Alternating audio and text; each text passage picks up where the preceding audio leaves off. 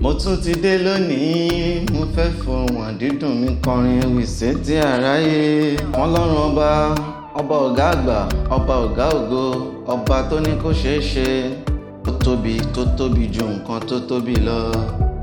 Mo júbà àwọn àgbààgbà, mo júbà gbogbo sọ̀rọ̀sọ̀rọ̀, ìbà ni mo jú kí n tó kọrin, torí wípé iwájú lójúgun ń gbé, àtẹ̀pẹ́ lẹ́sẹ̀ yóò tẹ̀nà ó. Olóbùrò mi tún dé láti tún fohùn àdídùn kọrin ewì sétí aráyé. Ǹjẹ́ nítorí ta ni? Nítorí ẹni bí ẹni, èèyàn bí èèyàn, bàbá mi, bàbá dáadáa, àgbà ẹni re tí ò ṣe fọwọ́rọ́ tì sẹ́yìn láwùjọ ni. Ìbà bàbá.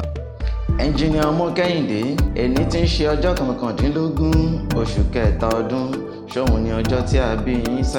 Happy birthday to you, long life and prosperity. Ẹ ní rí ń gbé sọnù bí ó ṣe bí ọmọ. Ẹ ti ń wúlò fún wa, ẹ wá ní kú mọ́ wa lójú báyìí. A bá yín dúpẹ́ fọ́lọ́run Olódùmarè ọ̀gá ògo tó tún jẹ́ kẹ́ ẹ rọ́dún. Wọ́n ní tí ọdún bá ń pé ọlọ́dún ní ń kọdún ẹ̀. Bàbá mi ẹ ní kọdún burúkú ṣe Olódùmarè. Ọmọ Kehinde ẹdún jọ bí ọba ọmọ. Èmi ò jẹ́ fọ̀rọ̀ èjìrẹ́ ṣeré rárá, bẹ́ẹ̀ ni èjìrẹ́ ará ìṣokùn ẹ̀dùn àṣeré orí igi. Ọ̀bẹ kìṣì kẹ́ṣẹ́, ó bẹ́ kẹ́ṣẹ́, ó bẹ́ kìṣì, ó bẹ́ sílé alákìsà, ó sọ wọ́n donígba aṣọ. Wíníwíní lójú orogún, èjìwọ̀rọ̀ lójú ìyá rẹ̀. Èjì mo bá bí mo bá yọ̀, lórí rẹ̀ ní bẹ́dùn lọ́mọ. Ọ̀kan ṣoṣo mo béèrè fún, èjì ò ló wọlé tọ̀ mí wá. Gbajúmọ̀ ọmọ tí ń gbàdọ̀bálẹ̀ bàbá ẹ̀, tí ń gba ìkúnlẹ̀ ìyé tó bí lọ́mọ. Bùnmi kí n bá ẹ relé, kìmí kí n padà lẹ́yìn rẹ. Bí Táyélolú ṣe ń lọ níwájú, lọmọ Kehinde ń tẹ̀lé. Wọ́n rílé olówó nílẹ̀ wọn ò yà sí, wọ́n rílé ọlọ́lá nílẹ̀ wọn ò lọ, bẹ́ẹ̀ ni wọ́n rílé ọlọ́rọ̀ nílẹ̀ wọn ò yà síbẹ̀. Wọ́n yálé tálákà, wọ́n sọ wọ́n dolówó rẹpẹtẹ, bẹ́ẹ̀ ni wọ́n yálé alákìsà, wọ́n sọ wọ́n donígba aṣọ. Èjìrẹ́ ẹ sì wá yà sílé mi, kí n dolówó, kí n dọlọ́lá, kí n dolóríire, kí n dolówó rẹpẹtẹ. Èjìrẹ́ òyìnlá kín. Bàbá mi ọmọ Kehinde jagaban gbogbo ní tipa nílùú Badagry pátápátá. Irúnmọlẹ̀ gbogbo sawmill ti wá. Òòṣà mọ́lẹ̀mọ́lẹ̀ èèyàn ńlá. Long life and prosperity to you. Baba Abdul Hakim, Baba Aminatu, Baba Ahmed, Olódùmarè á jẹ́ kẹ́ ẹ ṣàmọ́dún, ẹ ṣàmí ẹ̀. Ojúlówó ọmọ Abdul Saheed Adébọ̀wálé, Adeyus Communication ní Badagry. Ó ní bàbá ti tijú ráyìn lọ́wọ́ òun, ó di dandan kóun náà fi ìtìjú tayìn òun náà fún wọn. Ó wá ní wípé kí n bọ́ òun kí bàbá, ó ti di dandan kí n jíṣẹ́ t'Olúwa mi rán mi. Ọmọ olówó òdùrú jagaban tí wá ní mò ń kí sí, ẹ máa fetí bá mi lọ. Ọ̀dẹ̀ èèyàn òmùgọ́mọ ni òní mo kí bàbá rẹ̀ o. Ó yá jagaban fetí sí mi kó máa gbóhùn ẹnu mi. Bàbá Abdul Hakim, ó ti yá, mo fẹ́ lọ sílé òwú olówó òdùrú, èmi olúwa jù wọ́n lọ ni. Akéwì ẹlẹ́fẹ̀ àgbáyé mo tún dé, akínkanjú ọmọ tí ń forin ewì sọ̀rọ̀.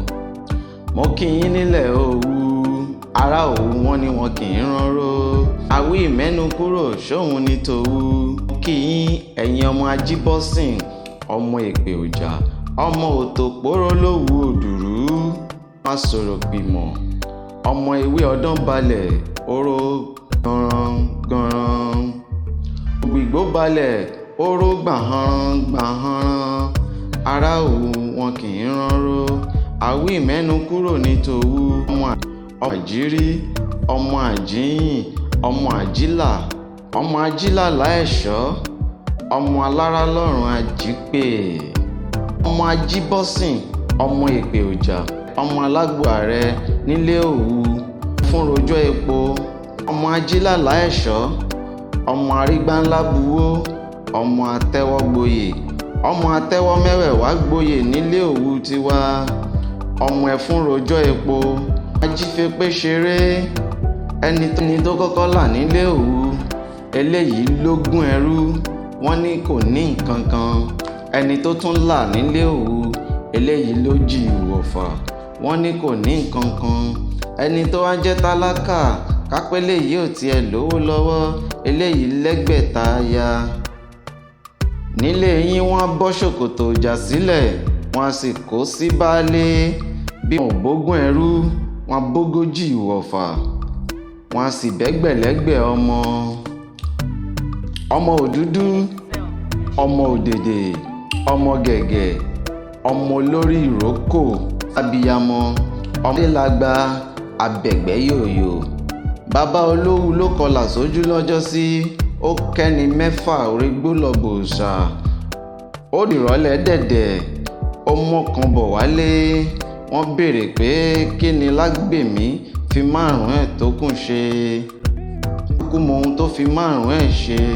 Páyín pa kìjì, ó pa yìnkìn, ó pa ṣíṣe, ó pa ìṣe, ó po nílù, ó po ńjó ẹ̀, ó bùrìbùrì, ó tún po ní bàtà ẹ̀, ẹsẹ̀ kan lójú agbo.